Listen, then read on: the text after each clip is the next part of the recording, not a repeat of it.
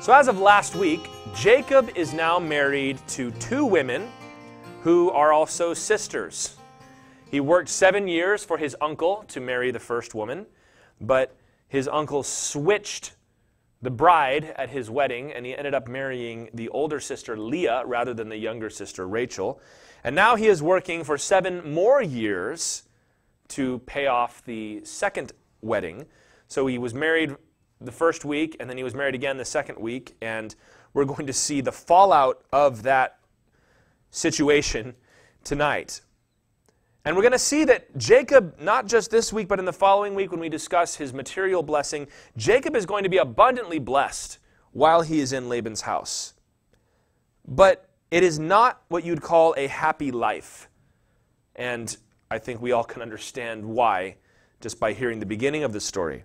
This family, as you might expect, was full of drama, and whatever joy Jacob might have gained by doing well at his profession, by being married to the woman of his dreams, and having lots of children, it's going to spoil his joy.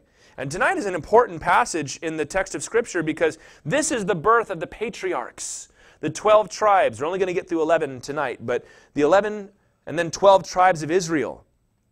So it's an important passage, and it's also a joyful, glorious passage, but it's also a masterclass in how to lead an unhappy family life. And of course, through all of this, we're going to see the grace of God at work. And that's probably what we're going to focus on next week is, despite all of this mess, God is going to keep his promise and is going to bless Jacob. But for tonight, we're going to look at 6 keys to marital misery. If you are looking for a way to make your family and your marriage as miserable as possible, you've come to the right place.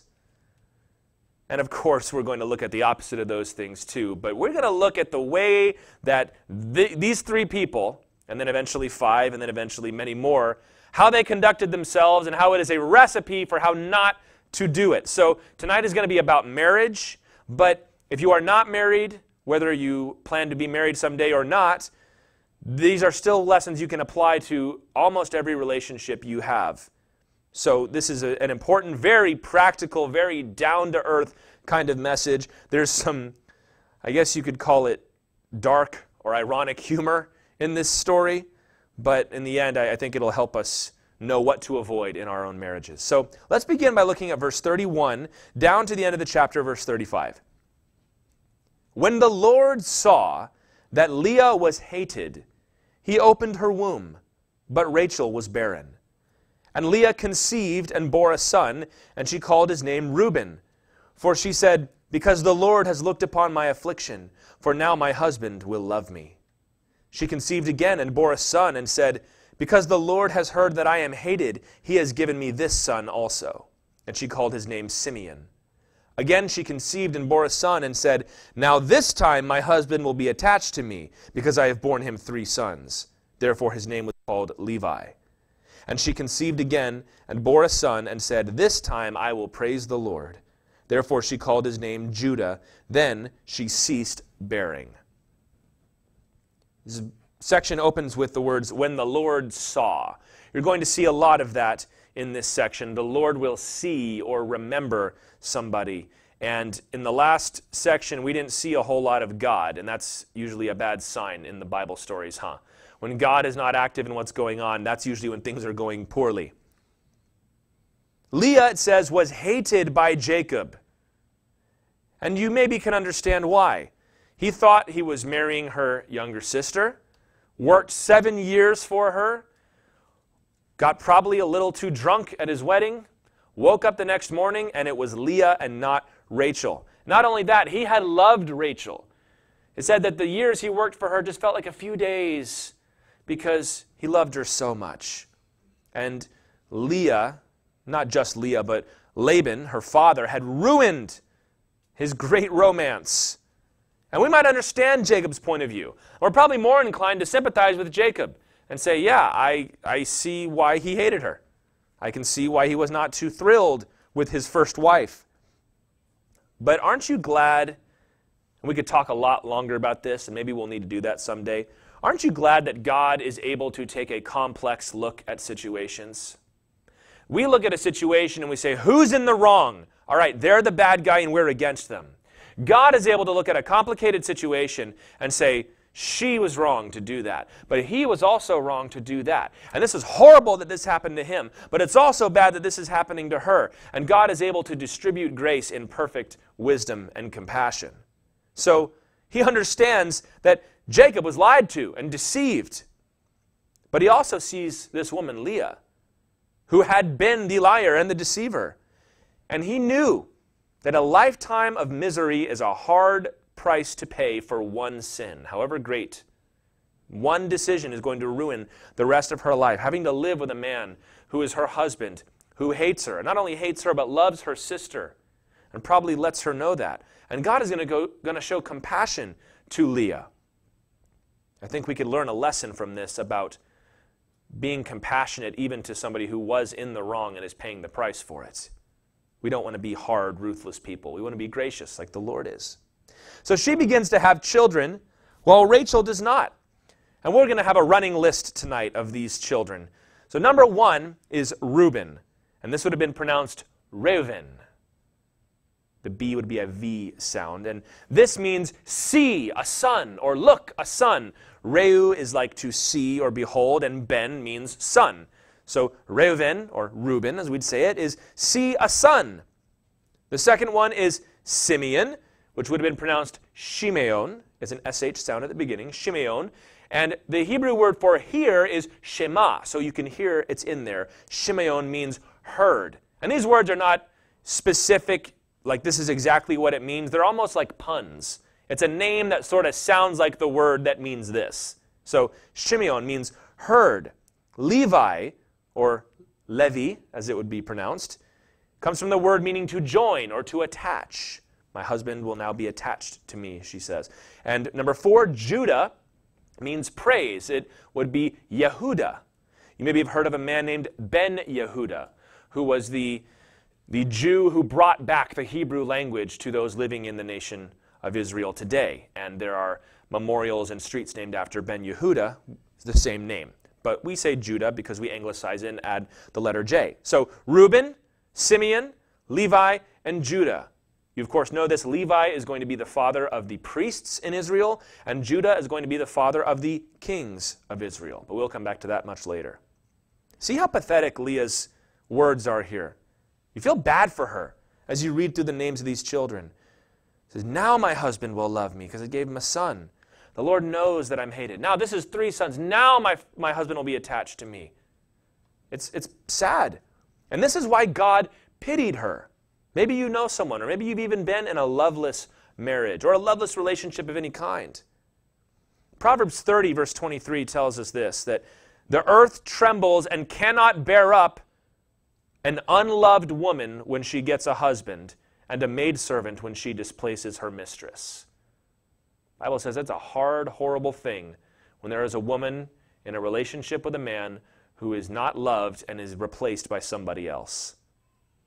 So here's step 1 to an unhappy marriage. If you want to have an unhappy marriage, love other things more than your spouse. That's a great place to start. Love other things more than your spouse. Jacob loved Rachel more than Leah. Now they were both his wives, but he loved one more than the other. We are not polygamists in the United States of America, so this is less of a problem for us. But this could be anything. There could be anything that you love more than your husband or than your wife. This could be a job, where if it comes to a collision between the job and your wife, or your job and your husband, spouse is going to lose every single time. If it's got to be overtime, we're going to do overtime. We got to move, we're going to move. We got to have these people over that are rude to you, we're going to have them over. We got to go to another one of those parties and put the kids off, we're going to do it. Loving a job more than your spouse, or a hobby. Sometimes it's not the job, it's what you do when you get home from the job. This could be anything from video games to model airplanes to music to art to bird watching. I don't know, you pick. But there are spouses, husbands and wives, who get pushed to the side. A lot of times when a spouse starts to get really into exercising, She gets home from work and she heads straight to the gym and she's there the whole time, and she comes back in the evening and it's late and she's really not in the mood to talk, or he's not and they're tired. You've got to watch out for that. There can be friends that we love more than our spouse, and it generates jealousy because you show kindness and compassion and forgiveness to him or to her, but you come home and you have none of that for them. It can be the children. It can be the children. When a husband says something like, she loves those kids more than me, most of the time we roll our eyes and we say, give me a break. But that can be true. That very much can be true. Where a mother, usually I'd say in this situation, be a mother, but it can be the father too, are so protective and overbearing for those children that dad gets shoved to the side. And he's almost on the outside looking into his own family, and he starts to resent not only his wife, but his kids too. It can be a house. This house, fixing it up, making it just the way we want it. I don't have time for you, sweetheart. It can be an attitude. There's a reputation. There's a way you carry yourself. This is how I define myself. And I can't even drop the act even around you. It can be parents. Ooh, that's true, isn't it? We love our parents more than we love our husband or our wife. Dad comes around, he tells us what to do, and we jump right to it. He tells us, you've got to tell her this, and we do it. Or mom comes around.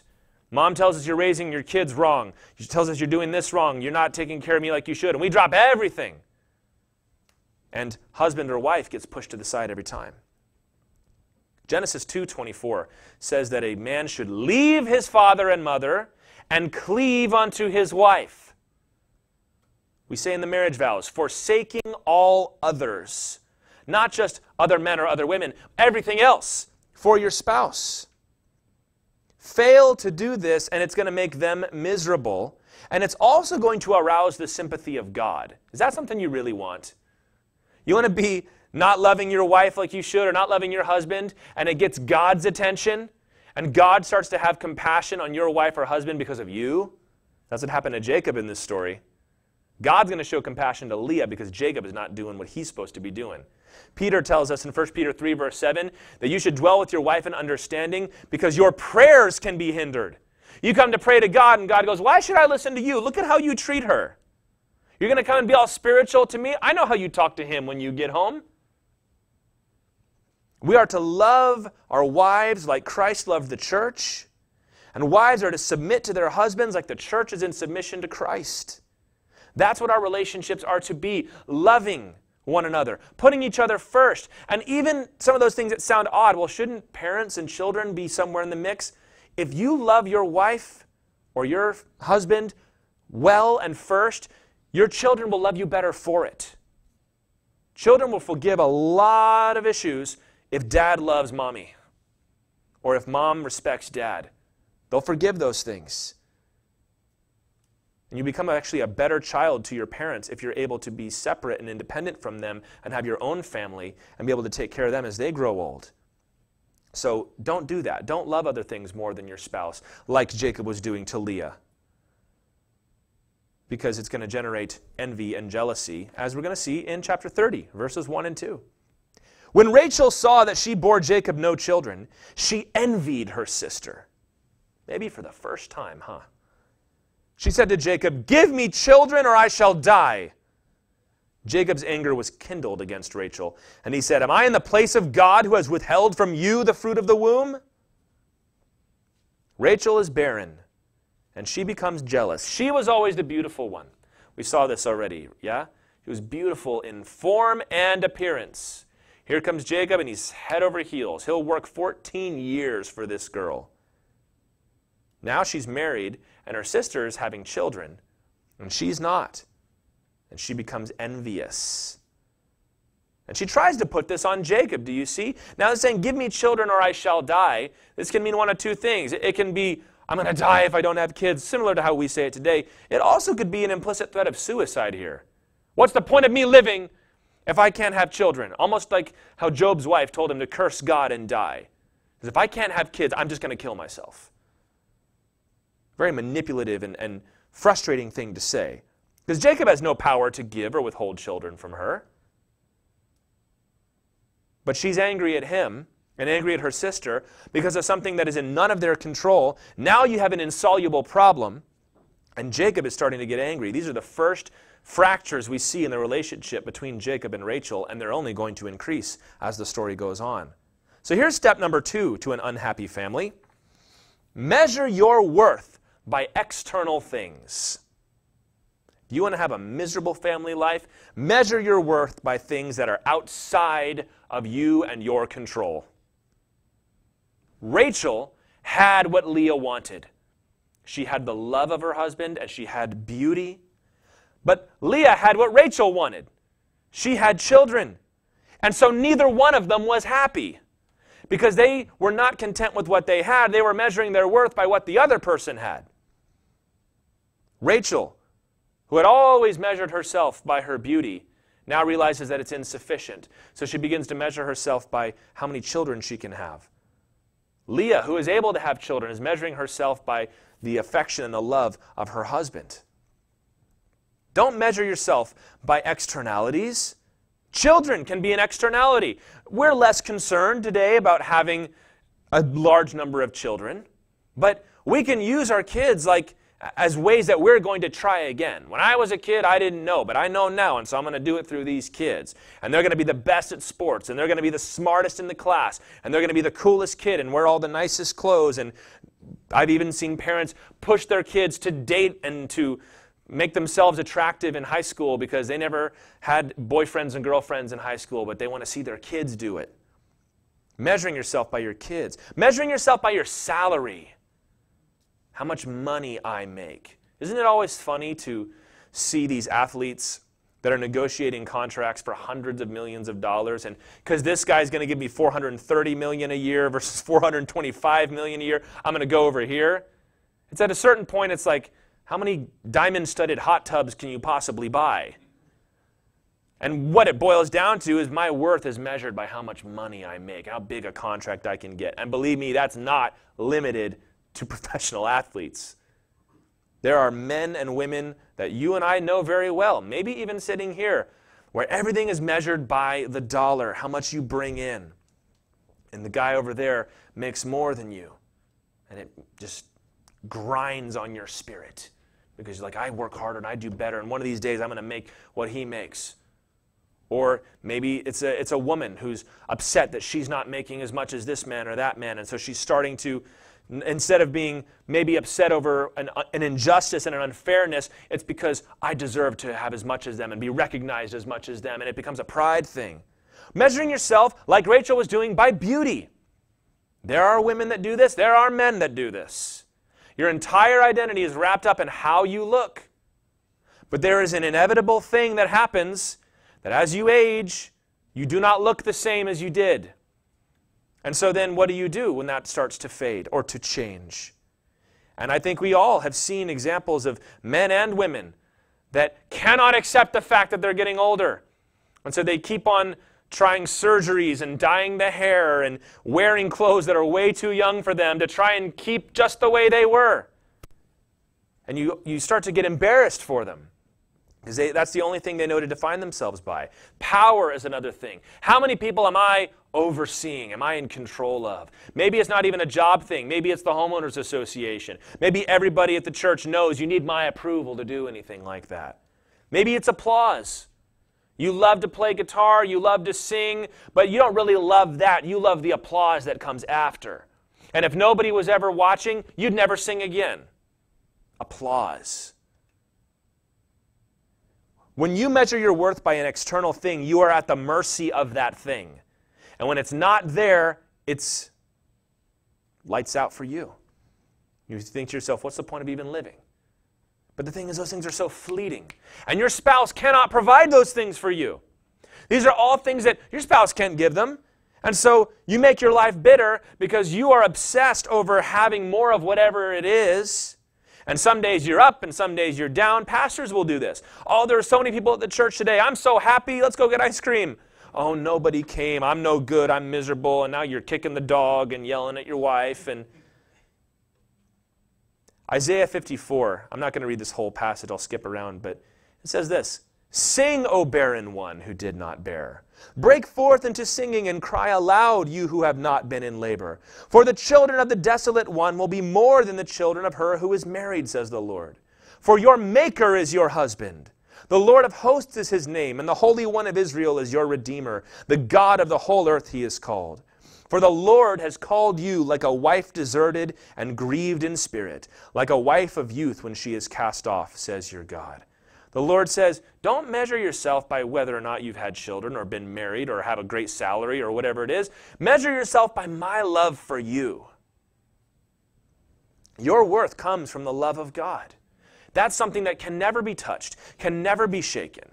That isn't go up and down depending on the situation or depending on the years or upon your performance. It's something outside of yourself.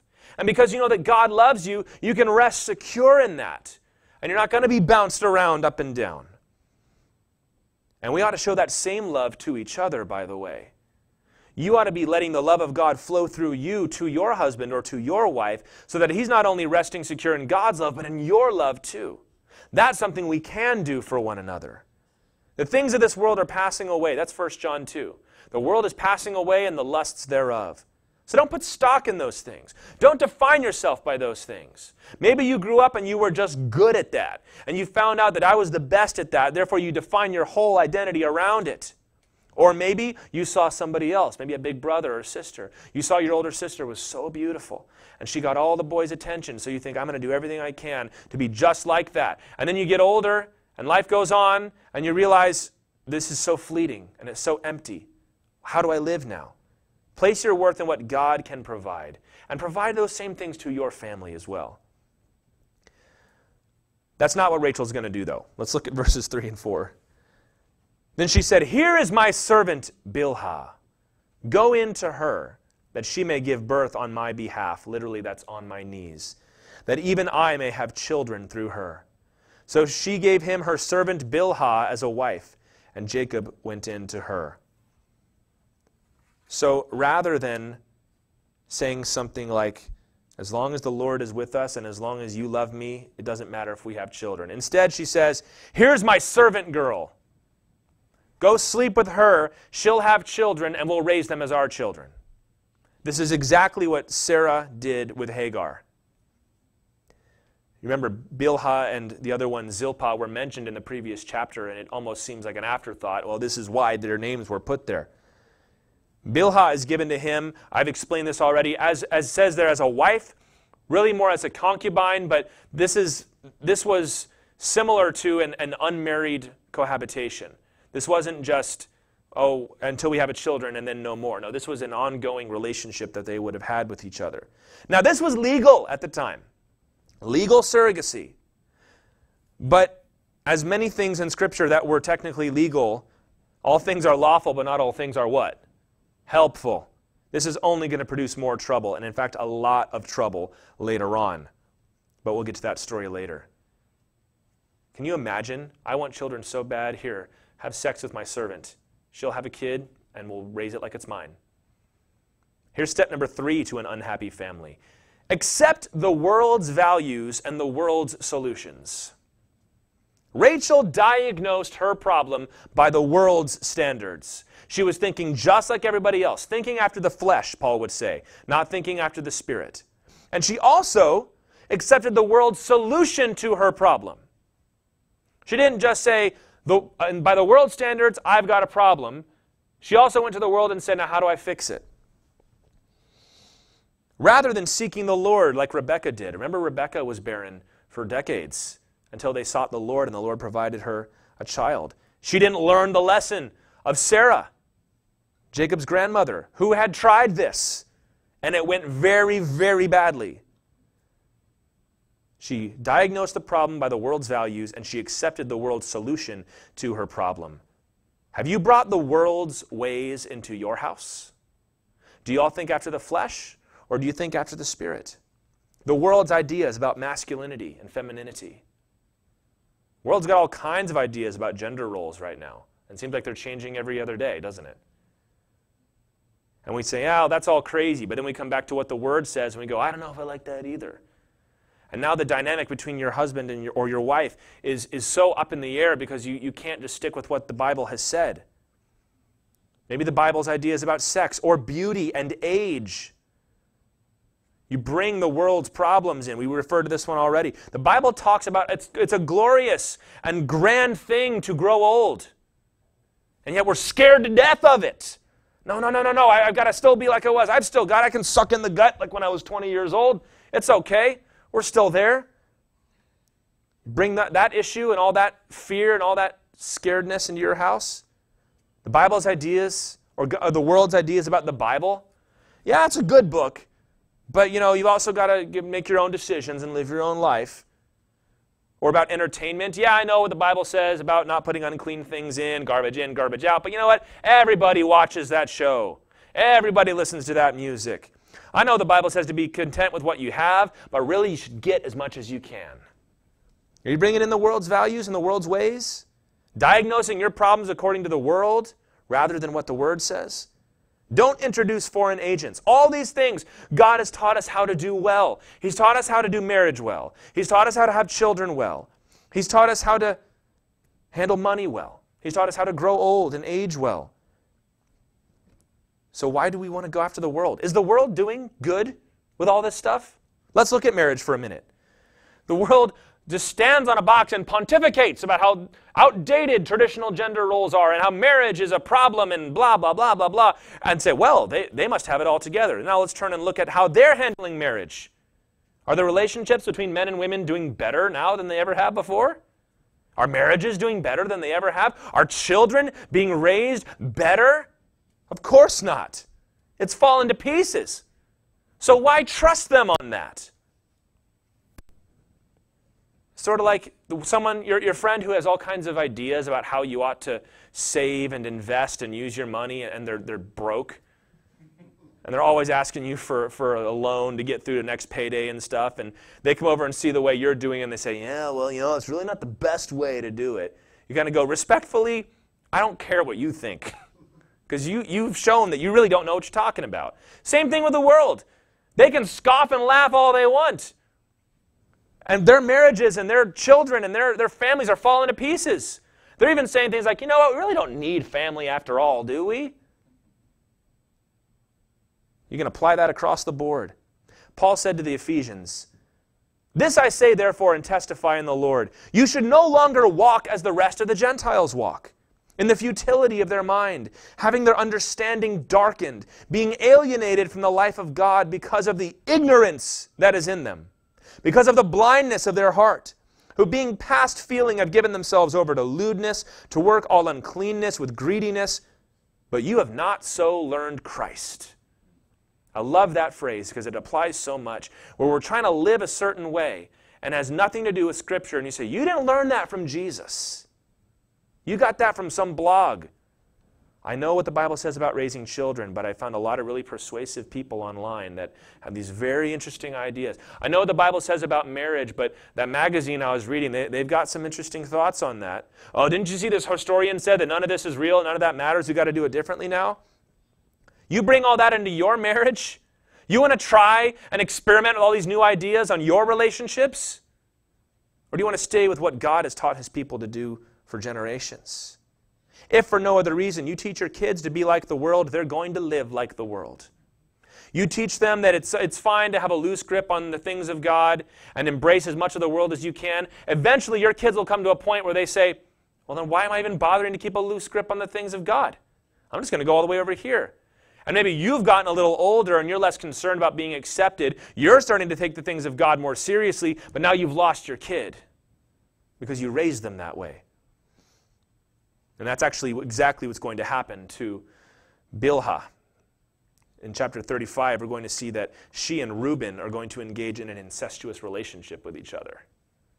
All could have been avoided. Don't evaluate your marriage or your family based on the world's values, but on God's. God will tell you when there's a problem, and God will tell you how to fix it. Don't let other people tell you. Well, Rachel gave Jacob her servant girl, and Leah is not going to be outdone. So let's look at verse 5 down to verse 13 now.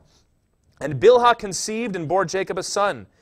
Then Rachel said, God has judged me and has also heard my voice and given me a son. Therefore she called his name Dan. Rachel's servant Bilhah conceived again and bore Jacob a second son. Then Rachel said, with mighty wrestlings I have wrestled with my sister and have prevailed. So she called his name Naphtali. When Leah saw that she had ceased bearing children, she took her servant Zilpah and gave her to Jacob as a wife. Then Leah's servant Zilpah bore Jacob a son. And Leah said, good fortune has come. So she called his name Gad. Leah's servant Zilpah bore Jacob a second son. And Leah said, happy am I, for women have called me happy. So she called his name Asher. 4 more children. First 2 from Bilhah, and then 2 from Zilpah. The servant or slave girls would be a better translation. So the children are, number 5, we have Dan. That comes from the Hebrew word din, which means to judge. So that's why she says God has judged me. The name Daniel means God. El is my judge, Dani. So that's what that name means. Number 6 is Naphtali, and that is how you pronounce that. I grew up saying Naphtali, but it is Naphtali if you want to do it right. If you want to do it the other way, that's okay with me too. It comes from the Hebrew word pathal, which means to wrestle or struggle. The name Gad means fortune or luck, and the name Asher or Asher would be happy or blessed. There's that psalm where it says, blessed are those who dwell in your house. And that word blessed is Ashrei, like Asher, means blessed or happy. And I think the explanation for Naphtali's name says it all. With mighty wrestlings I have wrestled with my sister and have prevailed. This was a competition between sisters, husband in the middle, and all these kids. So step 4 to a terrible marriage, use your family as a tool of competition. You want to ruin your marriage and do it terribly? Do this. Use your family to compete. We saw this with Isaac and Rebekah.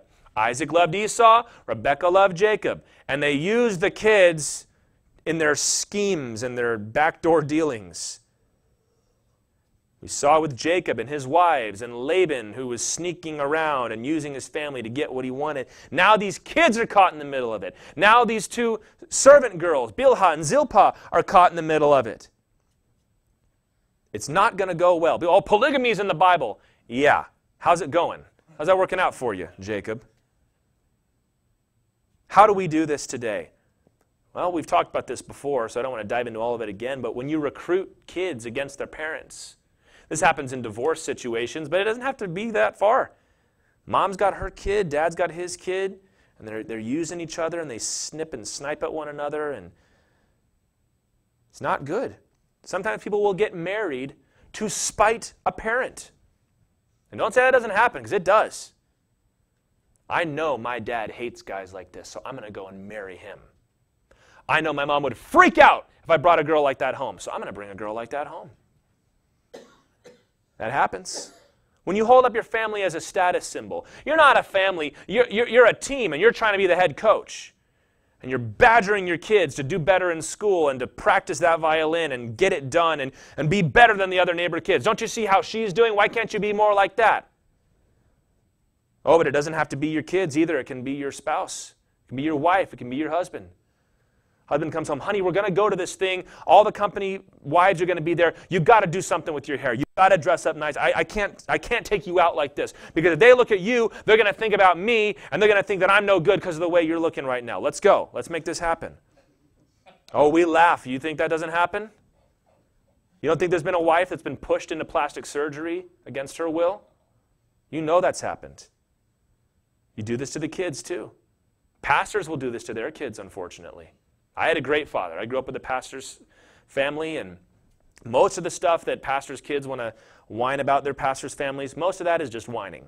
But there are pastors and churches that will use these kids and not let them live their own lives. And if the kid ever has the thought to confess something in the church in order to find healing, you can't do that because that'll wreck the whole pastor's scheme and the whole thing, and everything will all fall apart. And now this guy's going to try and use it to take an advantage of you, and parents will come and try and get in good with the kids so that way they can get in with the pastor's family. And kids are sharp. Kids might not be able to articulate what's going on, but they know what's going on, especially when they get older. And that's why you start seeing these kids act out sometimes. This kind of thing is a surefire way to breed bitterness, because everybody knows She knows, he knows in the family. Dad only cares about us because we make him look good. Mom only wants us to be like this so that when she shows up with her friends, she can brag about us and seem like she's better than them. We've all got to cram in for the nice Instagram picture and then get right back to yelling at one another. Here's a horrible example of this in Scripture. 2 Samuel chapter 16. Let me give you a little context. Absalom, David's son, has staged a rebellion against him. He's staging a coup. David has had to flee from the city. Absalom has marched in, and Ahithophel was David's counselor who was advising Absalom in the rebellion, and they're thinking about how they're going to consolidate power and how they're going to cross the Rubicon, so to speak, point of no return. And Ahithophel said to Absalom, "Go in to your father's concubines, whom he has left to keep the house. And all Israel will hear that you have made yourself a stench to your father, and the hands of all who are with you will be strengthened." So they pitched a tent for Absalom on the roof, and Absalom went in to his father's concubines in the sight of all Israel. How sick is that? That is a sick thing to do. He says, what we're going to do, you are going to go have sex with your father's concubines because there's no coming back from that. There's no repairing the relationship after that. It's a show of strength to your people, and they'll think, this guy's going all the way. We're never going back. We're not going to hang back and maybe come to a peace settlement.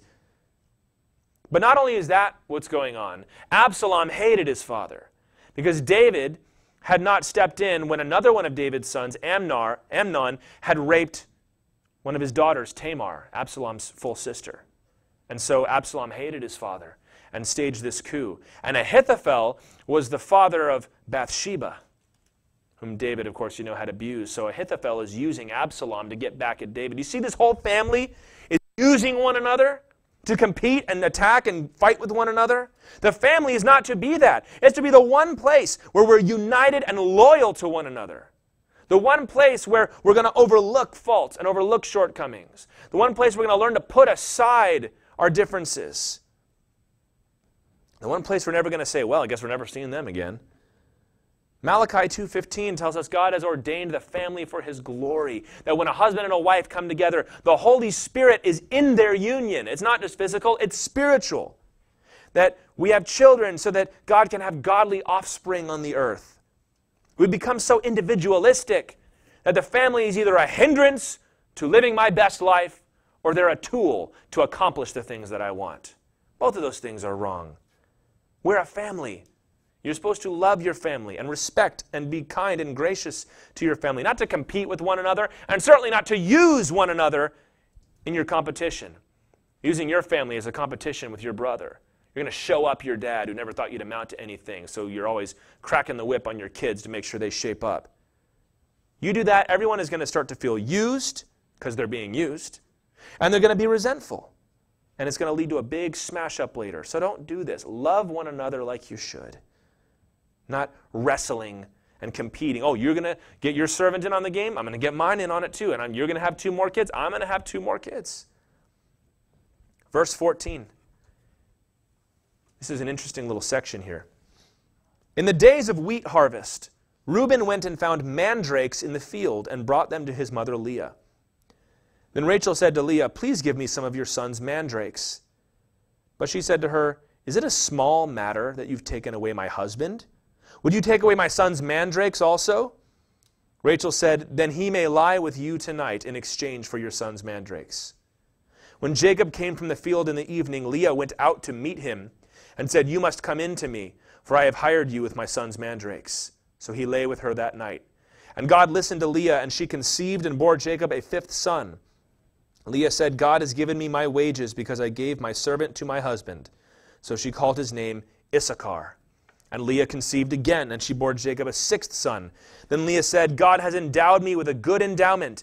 Now my husband will honor me because I have borne him 6 sons. So she called his name Zebulun.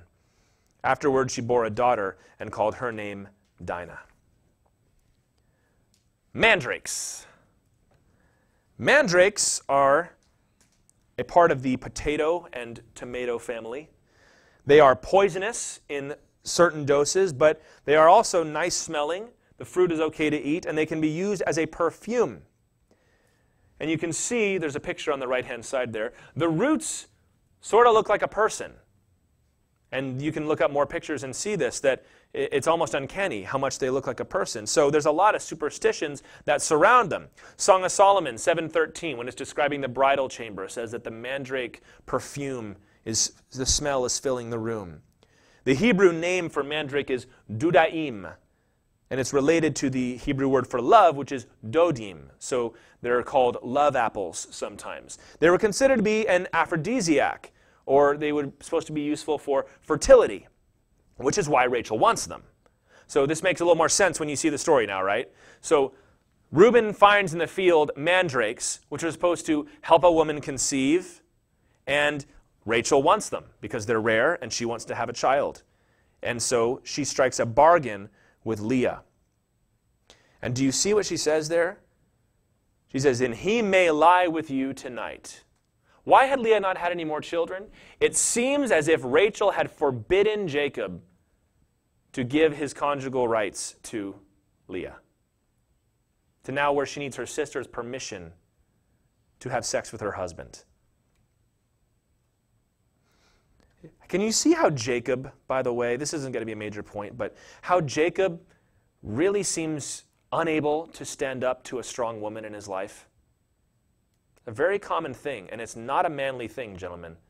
You've got to be able to do what is right, even in the face of your wife or your mother or whoever it is. A lot of times guys are so good, we'll not let any man push us around and tell us what to do, but a woman begins to speak strongly to us or cry, and we just fall to pieces. Jacob should have said, "Absolutely not, Rachel. You don't get to dictate that to me." But he did not. So she hires out her husband for the night. And do you see how she goes out? It says she goes out to the field to meet him when he's coming in with all the men. Why? Because she wants it to be known in front of all these people, this is the deal I made, so that Jacob cannot renege on that promise. And she has a son. And she actually has another son and then a daughter, so it seems that normal husband and wife relations resumed after this. Child number 9 is Issachar, which means wages or hire, because she had the wages had been paid for giving up her servant, also because she hired her husband that night with the mandrakes. And you would have pronounced that Yisachar, so with a Y at the beginning, Yisachar, and the CH sound in there, you can see that. She has another son named Zebulun, which means honor. Now my husband will honor me. And that would have been pronounced Zevulun. A little different than Zebulun, but I don't know if I can get used to saying Zevulun. And then, of course, Dinah, or Dinah, is how it would have been pronounced. And this is actually the feminine form of the name Dan. So they both mean judge. They come from the same word, din. You add ah, and it makes it feminine. So it's sort of like Michael and Michelle, I guess you could say. Dan and Dinah. But what a sordid story this is. It's almost uncomfortable to read it, isn't it? Leah has to bargain for conjugal rights with her husband. So here's our 5th step. If you want to have a miserable marriage, make your spouse earn what is rightfully theirs. Make your spouse earn what is theirs. And specifically, we are talking about conjugal rights, sexual rights, to be clear. 1 Corinthians chapter 7, verses 3 through 5. This is an incredibly down-to-earth, practical passage that we need to know well, Christians. 1 Corinthians 7, verses 3 through 5. The husband should give to his wife her conjugal rights, and likewise the wife to her husband. For the wife does not have authority over her own body, but the husband does. How dare you say that? Well, keep reading. Likewise, the husband does not have authority over his own body, but the wife does.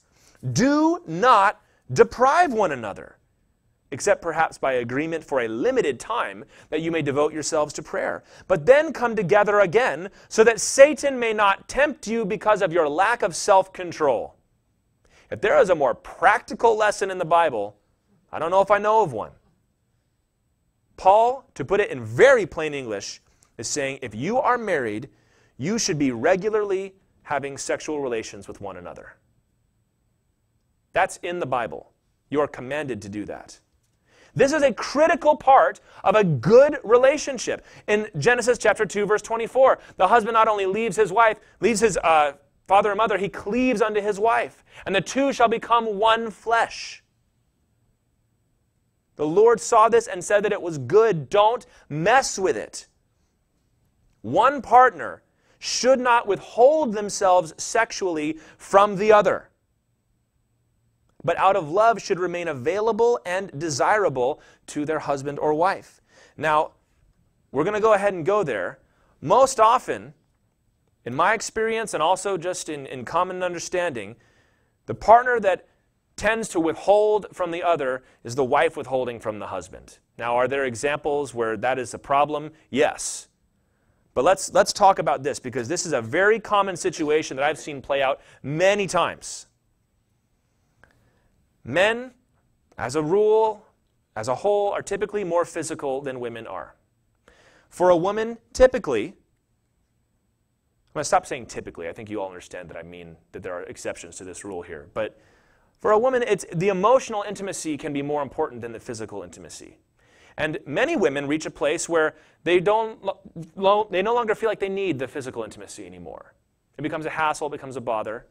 And they will say things like, we feel that our relationship has grown beyond the need for this. Meanwhile, the husband is growing angry and bitter, because it's not just an emotional thing for him, but it is much more physical, and that we start in the relationship and in the marriage pitting love and sex against each other as if they're different things. He doesn't love me. I've had this in counseling. He doesn't love me. All he ever wants to do is have sex. And the man will say, that is how I demonstrate that I love you. No, you don't. It's just all physical and carnal for you. And there's a fundamental misunderstanding. But Paul got this. The Bible understood this. If you are married, you do not have the right to say no to your husband or wife.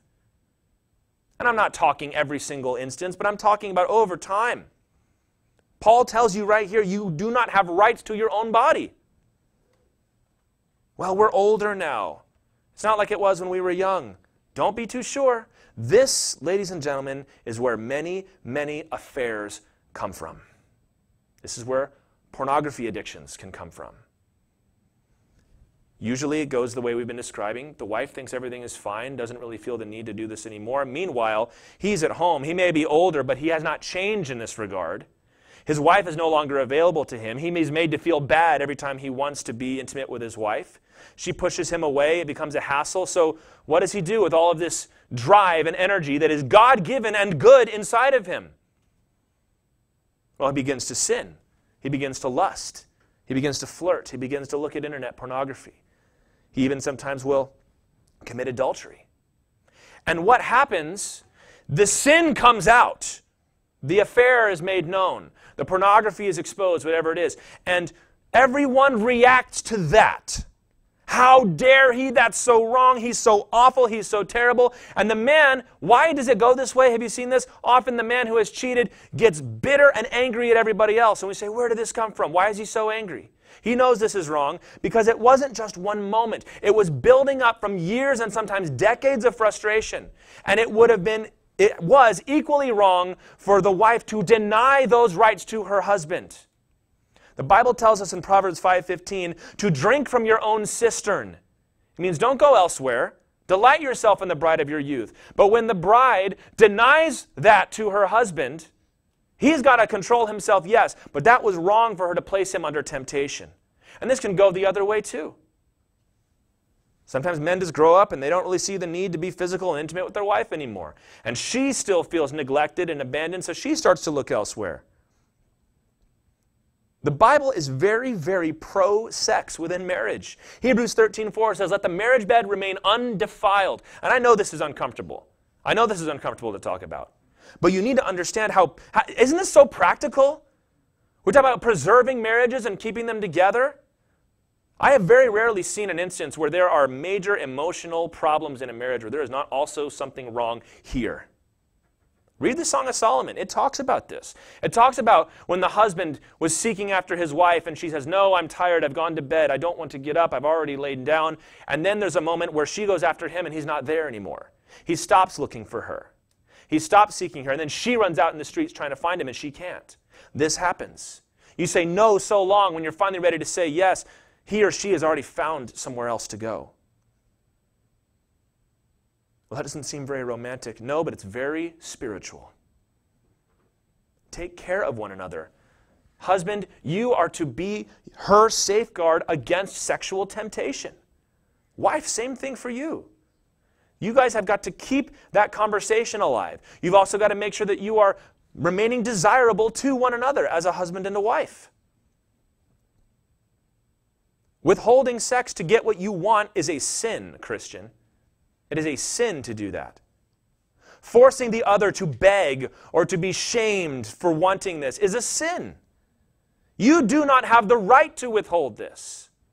And because what happens is the person that is less inclined to be sexual in the relationship becomes the one who dictates the status of the relationship. So now they're happy, but the other person is profoundly unhappy, and it becomes a measure of control. It becomes a measure of getting what you want in other areas, and it breeds bitterness, and it leads to sexual immorality. Well, he shouldn't have cheated. Yes, but there were many, many red flags that you passed before you got there. She shouldn't have gone after that guy. Yeah, but were you taking care of her? And this can be applied to so many other areas, withholding affection from your wife or your spouse, withholding conversation and being emotionally intimate. But this is the point that we have here. Jacob was putting his wife in the position where she had to trick and bargain and haggle for her rights to her husband.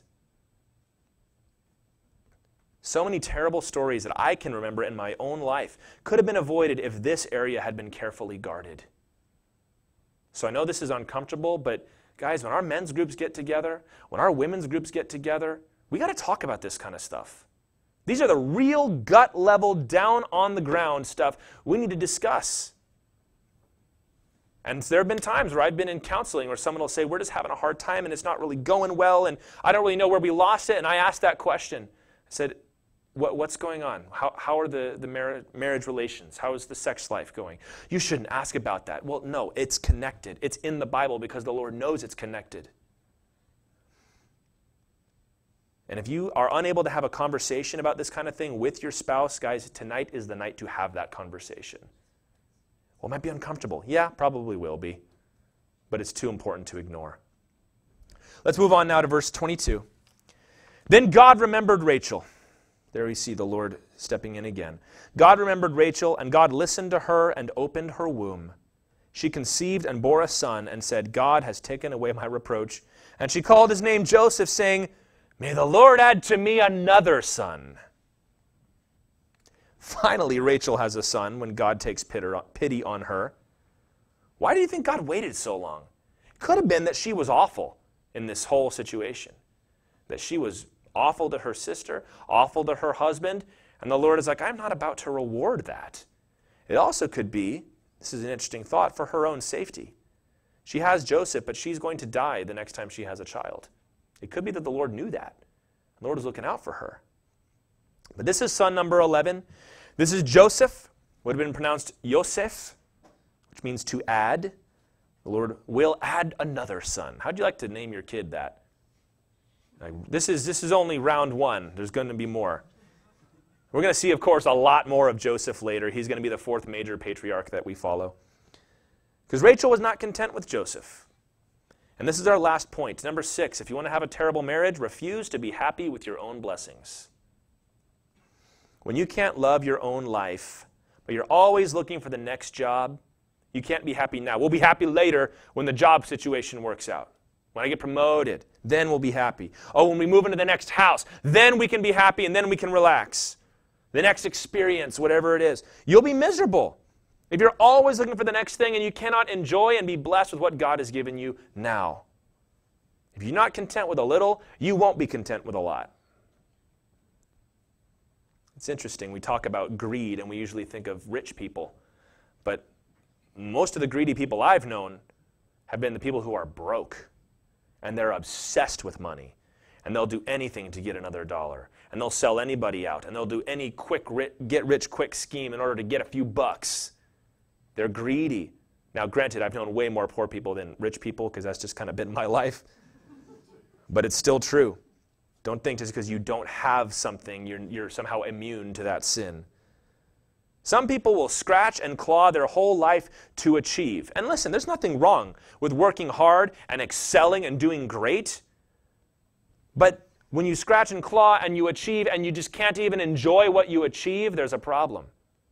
You're desperate to get that thing, and then you get it and you drop it, and you're desperate for the next thing and you get it and you throw it over your shoulder. The Bible tells us to be happy with what we have, to enjoy it. It says take delight in what you've got, and then work hard if you want to increase that. Proverbs especially says go out and work hard. But you know what? Be happy with what you have now. Be laying the groundwork for later. Ecclesiastes chapter 5, verses 18 through 20. I love these verses.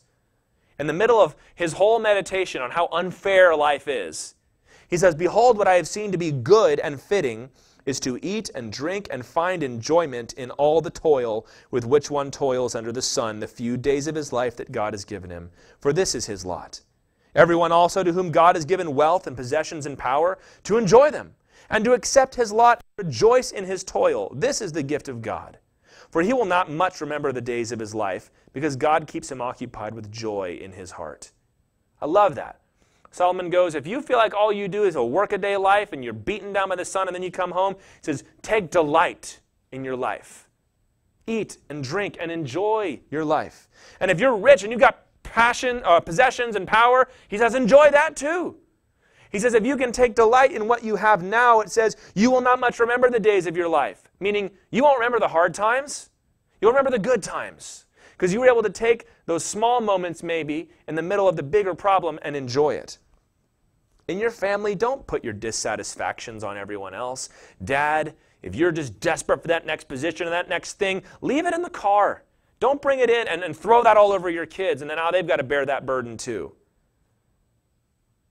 Mom, if you're working or if you're going back to school or if you're working on some project and you're just not happy and everything is going wrong, don't come home and be all miserable and petty and putting that on everybody else. Let your family bring you joy so that whether the blessings come or not, you can be content. 1 Timothy 6:17, Paul tells Timothy, he says, let the rich people enjoy what they've got. Just don't put your trust in it. If you lose it, okay, great. Because you're putting your joy in something else. And you know, achievements are usually so anticlimactic, aren't they? You work so hard for something, we're going to graduate, we're going to get married, we're going to have a kid, we're going to get a job, we're going to get a raise, and you get it and you go, well, this just kind of happened. I find that I don't usually get excited about achievements until a few days later. It's like, hey, we did it. It's like, yeah, it was a few days ago, don't you remember? Unless there's like a ceremony or something like that. So don't live for those achievements. Commit yourself to the daily process of life, the labor under the sun, as Solomon says. Rachel couldn't enjoy her little boy Joseph because she was already thinking about the next one. She finally got what she wanted, and it wasn't enough. She wanted more.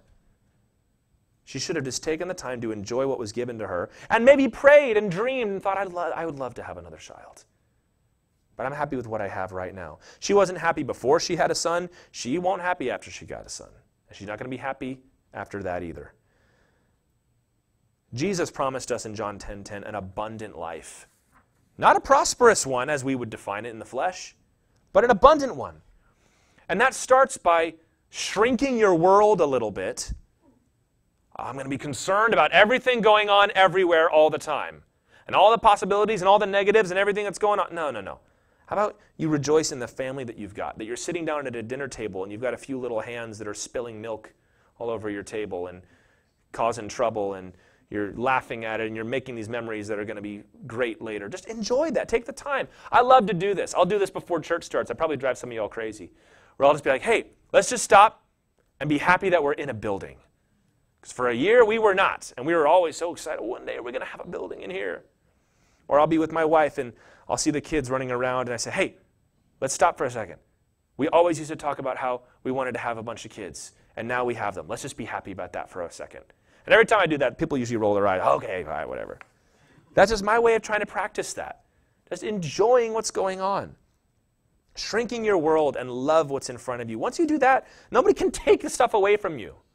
Your boss wants to get in your face and bully you over all the stuff he's going to take away. You're like, take it away, pal. It doesn't bother me.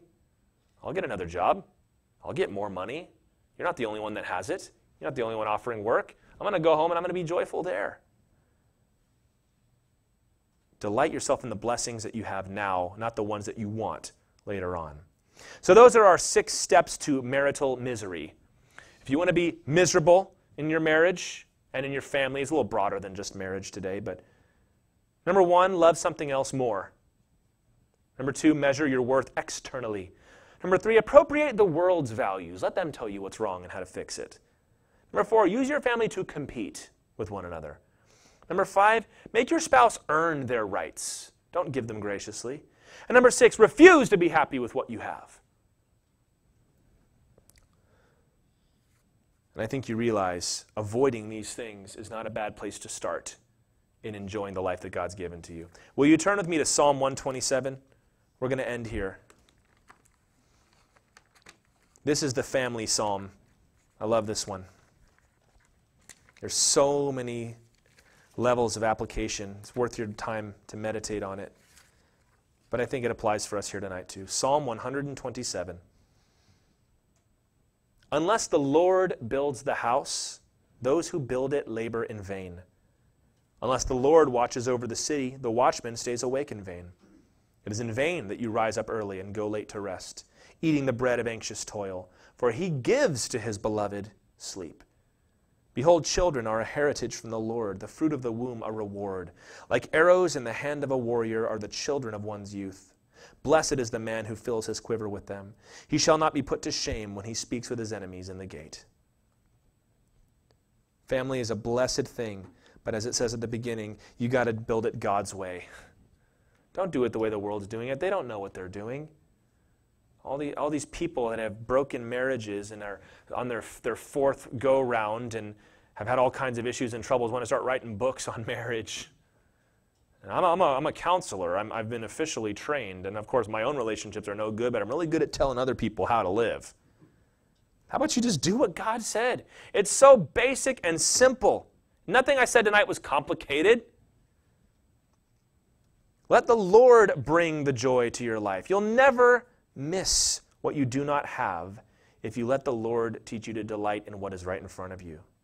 And really, guys, it's all about living the gospel day in and day out to one another. The Lord saw you and loved you unconditionally. Before you did anything right, He loved you.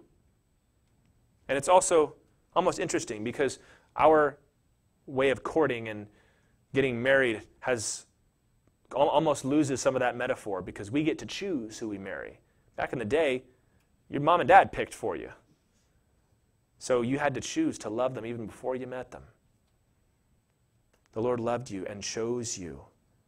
And He shows grace to you when you fail. And He loves you regardless of your performance. You've got to live that out for each other. Show grace to one another. Don't keep records of wrongs like 1 Corinthians 13 says.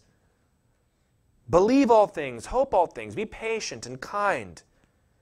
Now you might be hearing this and say, I've done a lot of that stuff. I think I have some repenting to do. Good. That's a good thing. Recognizing you've been doing the wrong thing is a good thing because now you can turn and do the right thing. Start fresh today. Maybe you got an uncomfortable car ride home. That's all right. That's the crucifixion of your flesh. That's going to lead to the resurrection of your newness of life that comes afterwards. Well, God could never do that for my family. Listen, this family we just read about is worse than anything going on in this room, I'll tell you what. But God blessed him anyway.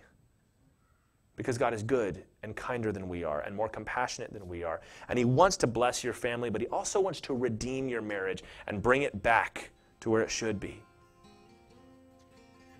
So if we don't keep God out, but we let Him in to do what He's going to do, and let Him show us how to live and how to be married and how to be a good parent and lead a good family, then it's going to be all right.